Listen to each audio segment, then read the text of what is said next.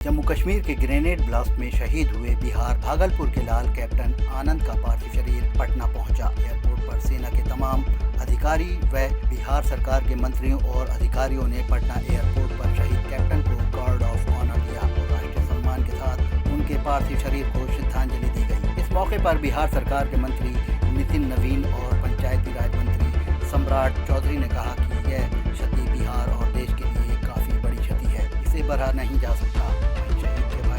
अमनजीत ने कहा कि भैया कुछ दिन पहले ही घर से वापस ड्यूटी पर गए थे और बोलते ही बोलते शहीद के भाई काफी भावुक हो गए। अत्यंत ही दुर्भाग्यपूर्ण है कि कायरतापूर्ण पुंज में जिस तरह इस हमारे बिहार के नौनिहाल को और जो देश की सेवा करने के लिए लगातार लगे हुए थे उनकी हत्या की गई, ये अत्यंत ही दुर्भाग्यपूर्ण है। और हम लोग तो इस शहीद के स्वाभाविक है कि जिस तरह बिहार के लोग जाकर देश के लिए अपने प्राणों की आहुति दे रहे हैं, तो ये पूरी तरह शहीद जो आनंद हैं इनको इनके जीवन के एक एक पल को याद रखने का वक्त हम लोगों के लिए है।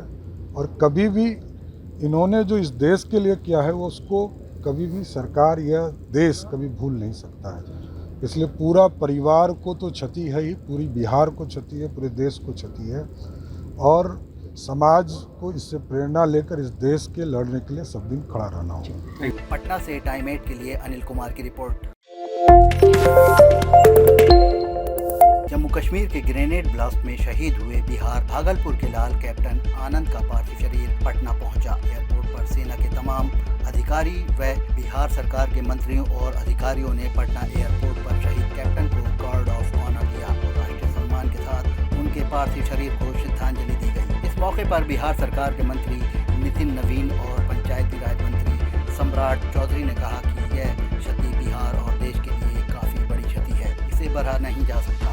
शहीद के भाई अमनजीत ने कहा कि भैया कुछ दिन पहले ही घर से वापस ड्यूटी पर गए थे और बोलते ही बोलते शहीद के भाई काफी भावुक हो गए। अत्यंत ही दुर्भाग्यपूर्ण है कि कायरतापूर्ण पुंज में जिस तरह इस हमारे बिहार के नौनिहाल को और जो देश की सेवा करने के लिए लगातार लगे हुए थे उनकी हत्या की गई, ये अत्यंत ही दुर्भाग्यपूर्ण है। और हम लोग तो इस शहीद के स्वाभाविक है कि जिस तरह बिहार के लोग जाकर देश के लिए अपने प्राणों की आहुति दे रहे हैं, तो ये पूरी तरह शहीद जो आनंद हैं इनको इनके जीवन के एक एक पल को याद रखने का वक्त हम लोगों के लिए है।